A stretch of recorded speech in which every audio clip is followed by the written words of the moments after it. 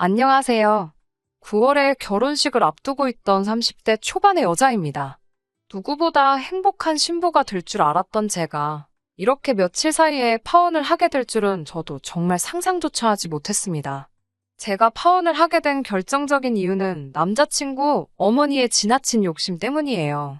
남자친구와 저를 비교하자면 경제적으로나 외적으로 봤을 때 여러모로 서로가 서로에게 부족한 사람들은 아닙니다. 저는 아르바이트생 2명을 두고 카페를 운영하고 있어요. 처음엔 대학교 졸업 후 취업 준비를 하면서 아르바이트를 지금의 카페에서 하기 시작했는데 생각보다 제 적성에 잘 맞더라고요.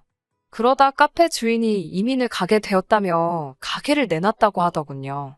아르바이트를 하면서 장사가 어느 정도 되는지 이미 알고 있었기 때문에 좋은 기회다 생각해서 부모님의 도움을 받아 가게를 인수했습니다. 지금은 수입의 일부를 부모님께 빌렸던 사업 자금을 상환하는 데 쓰고 있고요. 저보다 2살 많은 남자친구는 평범한 회사원입니다. 그리고 지난해 남자친구가 결혼하자고 저에게 청혼을 해왔습니다. 그렇게 2년에 가까운 연애 끝에 결혼까지 약속하게 되었네요. 처음으로 양가 어른들이 만나던 상견례 자리에서 남자친구 어머니는 당신 아들이 엄청 손해라도 본다는 듯이 말씀하셨습니다. 어머님께서는 솔직히 하나뿐인 아들을 지금 당장 결혼시키고 싶지 않은데 그렇다고 2년이나 사귄 여자를 차버리라고 할 수는 없어서 이 결혼을 허락하는 거라 하셨습니다. 제 나이를 언급하시면서 남자친구가 저를 구해주는 거라며 저더러 운이 좋다고도 하셨습니다. 저도 저희 부모님도 황당하고 어이가 없어서 서로 표정 관리를 못하고 있었습니다.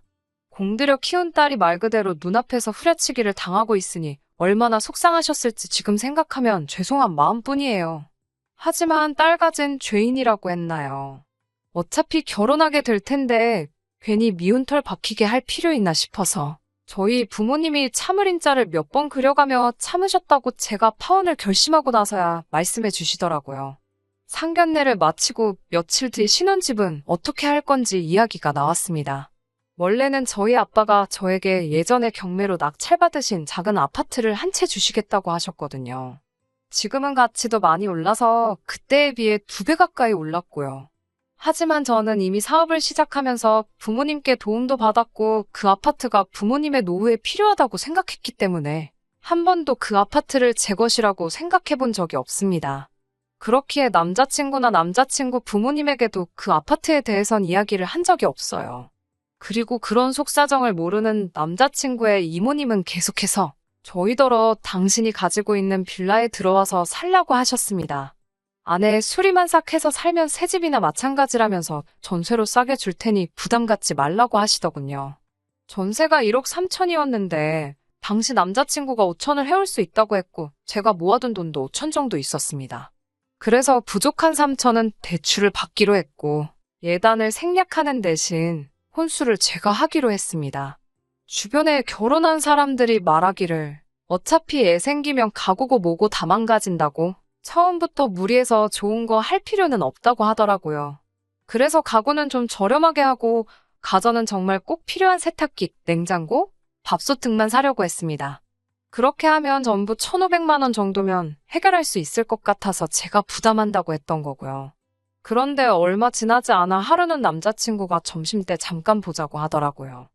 회사와 카페가 멀지 않아 그전에도 종종 점심시간을 활용해서 만나곤 했었기에 별 생각 없이 나가니 주머니에서 종이 쪼가리를 하나 꺼내 주더라고요. 이게 뭔가 하고 들여다보니 유명 브랜드의 가전제품과 가구들이 잔뜩 적혀있는 혼수 리스트였어요. 어찌나 자세한지 모델명과 색상 그리고 언제 나온 제품인지까지 다 적혀있더라고요. 게다가 김치냉장고와 식기세척기는 2개씩 적혀 있었습니다. 제가 남자친구에게 이건 왜 2개씩이나 사야 하냐고 물으니 어머님께서 다시 생각해보니 예단을 아예 안 하는 건 경우에 맞지 않는 것 같다고 그러셨답니다. 그러면서 어차피 저희 가전제품 사는 김에 김치냉장고랑 식기세척기만 하나씩 더 사서 남자친구 본가로 보내라고 하셨다는 거예요. 어이가 없어서 남자친구에게 지금 이거 너무 예의 없는 행동 아니냐고 물으니 전혀 이해를 못하더라고요. 어차피 사면 우리 둘이 살면서 같이 쓸 건데 기왕 살 거 좋은 거 사는 게 왜 나쁘냐고 묻더라고요. 게다가 자기나 저나 이런 쪽에 대해선 잘 알지도 못하는데 일부러 어머님이랑 이모님이 시간 내서 좋은 걸로 골라주셨으니 오히려 잘 된 거 아니냐고 물어요. 괜히 시자 붙는다고 예민하게 받아들이는 것 같다고 나쁜 버릇이라며 고치래요. 별것도 아닌 일로 문제 일으키지 말라면서요. 지금 생각해보면 그 종이 쪼가리를 받자마자 남자친구 눈앞에서 쩍쩍 찢어줬어야 했는데 남자친구가 금방 회사로 들어가 봐야 한다고 해서 몇 마디 따지기만 하고 제대로 대응을 못한 게 너무 억울합니다. 어차피 파혼한 거 가슴속에 담아두지는 않을 거지만요. 아무튼 어머님이 이런 식으로 나오시는 걸 보니 이제는 가구며 가전이며 해가도 당연하게 여기실 것 같고 아내 가면 뒷말 들을 게 뻔한 상황이라 진심으로 아무것도 해가기가 싫더라고요. 그리고 무엇보다 남자친구의 태도에 정말 많이 실망을 했습니다. 그 혼수 리스트를 전달할 때는 뭐가 잘못된 건지 몰랐을지라도 제가 설명을 해줬으면 알아는 들어야 할 거 아닌가요?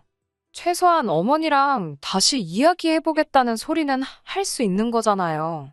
하지만 남자친구는 너무 뻔뻔했고 오히려 저를 이상한 사람으로 몰아갔어요. 사귀는 동안 남자친구랑 아무런 문제도 없었는데 갑자기 이렇게 나오니 연애하는 동안 제 앞에서 좋은 사람인 척 쇼를 한 건가 싶은 생각이 다 들더라고요. 머릿속이 너무 복잡해졌습니다. 결국 그날 밤 저희 부모님께도 문제의 혼수 리스트를 보여드렸습니다. 아빠는 제가 남자친구와 결혼하고 싶다고 하셨을 때부터 항상 하신 말씀이 결혼할 사이에 계산기 두드리는 거 좋은 거 아니라고, 능력되는 쪽에서 좀 더 하면 되는 거라고 늘 말씀하시던 분이십니다. 돈이라는 게 있다가도 없고 없다가도 있는 거라고요. 그런 아빠도 제가 예비 시댁에서 준 혼수 리스트라며 그 종이 쪼가리를 전달해드리자 뭐 이런 되먹지 못한 집안이 다 있냐고 역정을 내시더라고요. 저희 엄마도 한숨을 내쉬더니 딱 봐도 결혼하면 고생할 게 보인다며 이 결혼 꼭 해야겠냐고 저를 말리시더라고요. 하루를 꼬박 고민한 끝에 남자친구에게 문자를 보냈습니다. 어차피 집도 반반하는 거나 마찬가지이니 혼수도 그냥 반반하자고요. 이때까지도 파혼보다는 서로 잘 조율해서 결혼하는 쪽으로 생각을 했었거든요.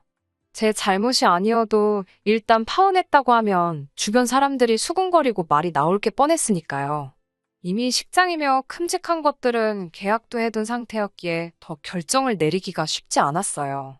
몇 시간이 흐른 뒤 남자친구에게 문자가 왔습니다. 혼수를 얼마나 생각하고 있었냐고 묻더라고요. 그래서 1,500 전후로 생각하고 있었다고 하니까 전화가 걸려왔습니다. 저는 이때까지만 해도 남자친구가 진지하게 사과하고 반반하자고 하면 그냥 결혼하려고 했어요. 그래서 직접적으로 이 혼수 리스트에 대해서 어떻게 생각하냐고, 정말 다 필요해 보이냐고 물었습니다. 그러자 남자친구가 자기도 대충 훑어봤다면서 어머니랑 이모가 어련히 알아서 하셨겠냐며 다 필요한 게 맞다고 하더라고요. 오빠 본가에도 에어컨이나 홈시어터, 에스프레소 머신 이런 거 없지 않냐고, 냉장고도 아직 일문형이지 않냐고 하니까 지금 하고 싶은 말이 뭐냐면서 우리 집 무시하는 거냐고 본론만 말하라고 짜증을 내더라고요. 제가 남자친구에게 어머님이 적어주신 물건들 내가 다 찾아봤다고 그랬습니다. 이모님 전셋집이 22평인데 적어주신 가전가구는 다 최신식의 초대형이더라고. 알고 있냐고요.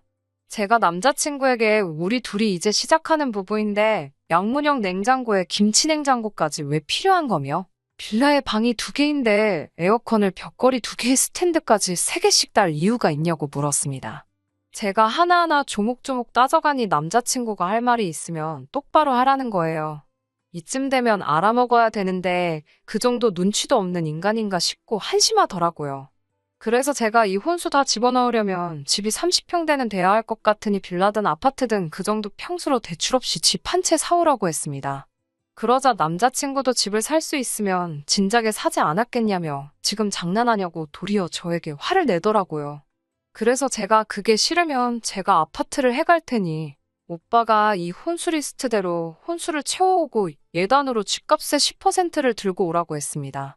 그러자 남자친구는 제가 말했던 1,500을 들먹이며 그 돈으로 이 리스트에 있는 물건들을 다 살 수 있냐고 물었습니다.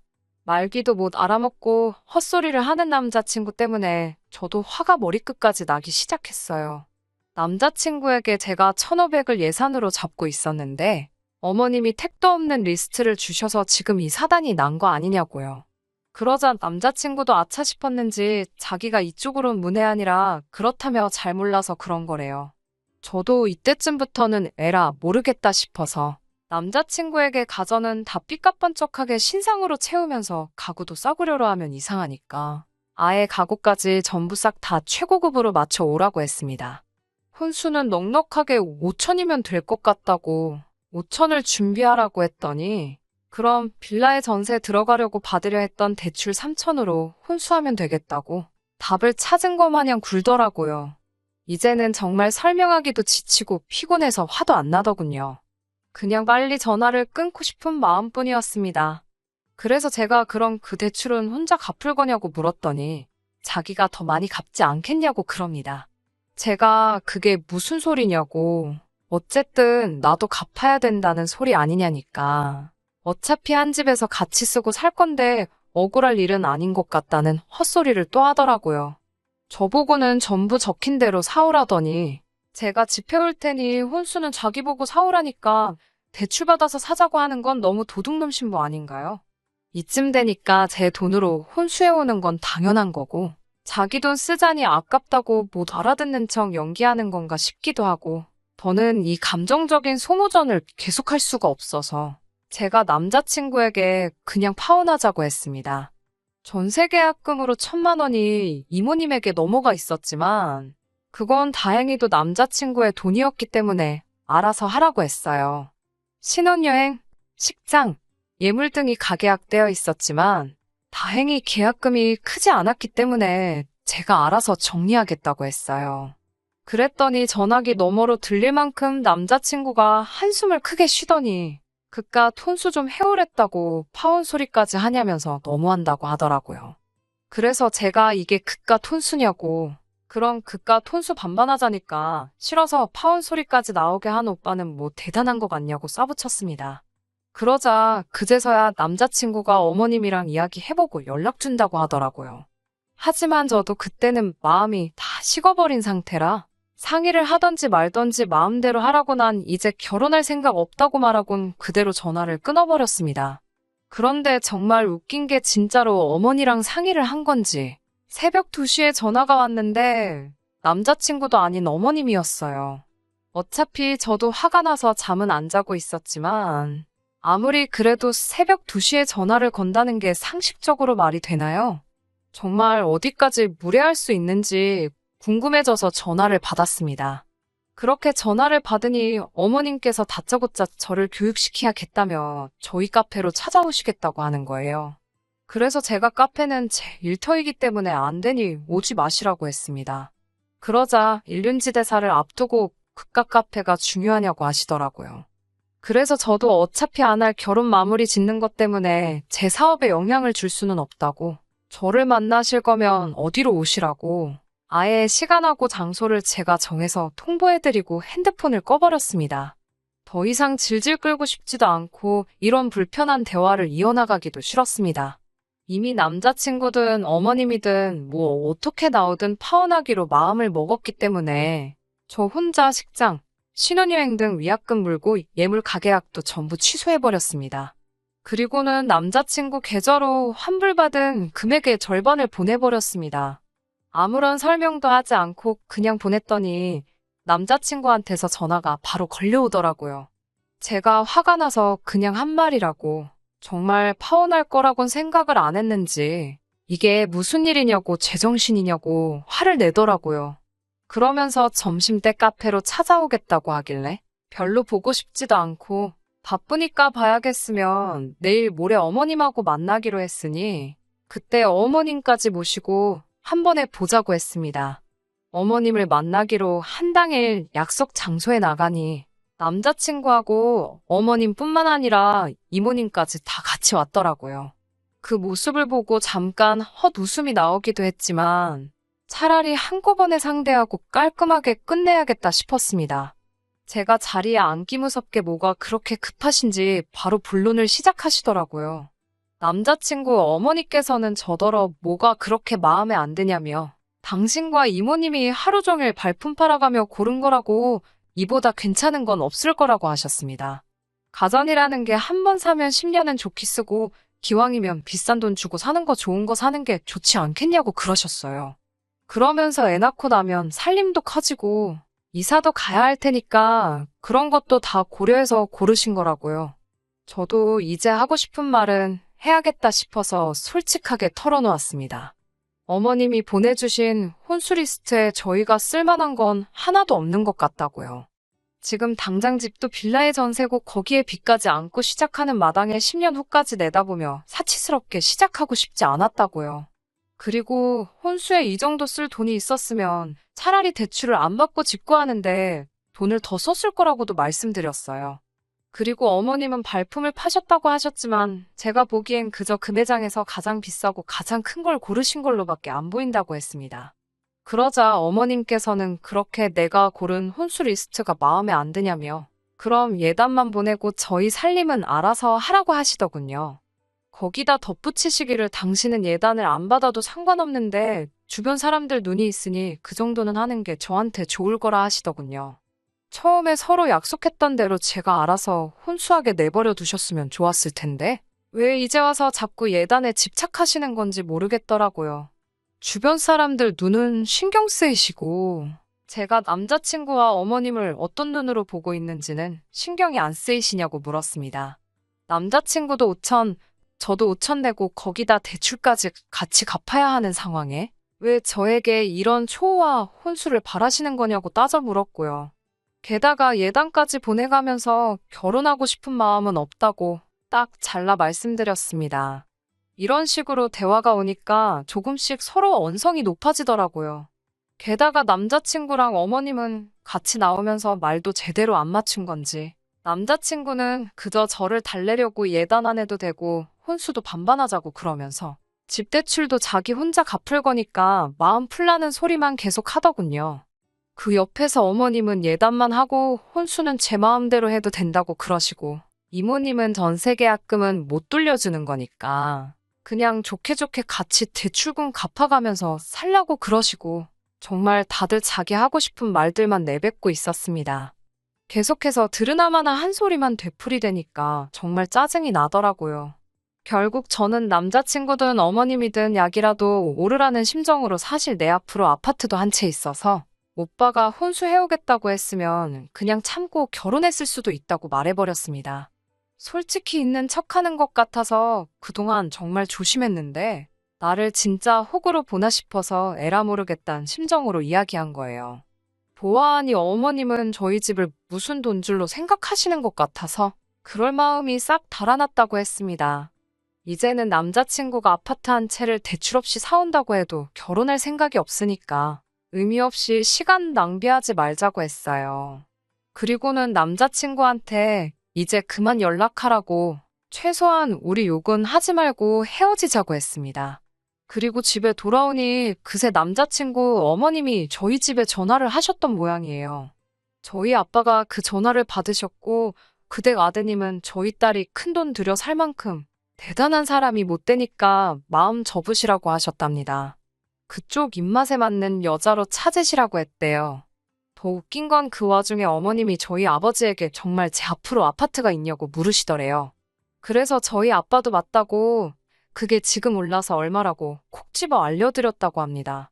그날 이후로 남자친구는 계속 저에게 연락해서 미안하다고 다시 생각해보자고 하는데 그럴수록 제 결심은 확고해졌습니다. 지난 주말에는 하루 종일 전화하고 집 앞에 찾아와서 기다리고 있더라고요. 결국 한 번만 더 전화하면 전화번호 바꿔버린다고 했더니 전화는 안 오네요. 어머님도 결혼할 사이에 왜 집 있는 거는 숨겼냐며? 그걸 알았으면 혼수는 당연히 자신이 해줬을 거라며 거짓말한 저도 잘한 건 없으니 이쯤에서 없던 일로 하고 다시 시작하자고 그러시더군요. 결국 저희 엄마까지 나서서 한 번만 더 이렇게 불편하게 연락해 오시면 남자친구를 스토킹으로 신고하겠다고 엄포를 놓으셨고 그제서야 좀 잠잠해졌습니다. 아무튼 언제까지 이렇게 피곤하게 쫓아다닐지는 모르겠지만 저는 이제 죽어도 돌아갈 생각이 없습니다. 당분간은 그냥 일에 집중하면서 혼자만의 생활을 즐기려고요. 비록 파혼한 건 속상한 일이지만 그래도 마지막에 하고 싶은 말은 대부분 다 한 것 같아서 미련이나 후회는 없어요. 지금은 한결 마음도 누그러져서 그냥 남자친구도 알아서 잘 살고, 저도 잘 살고 그러면 좋겠다는 생각뿐이네요. 끝까지 들어주셔서 감사합니다. 오늘의 사연은 여기까지입니다. 구독과 좋아요, 알람 설정 부탁드리고 더 좋은 사연으로 다시 찾아뵙겠습니다. 감사합니다.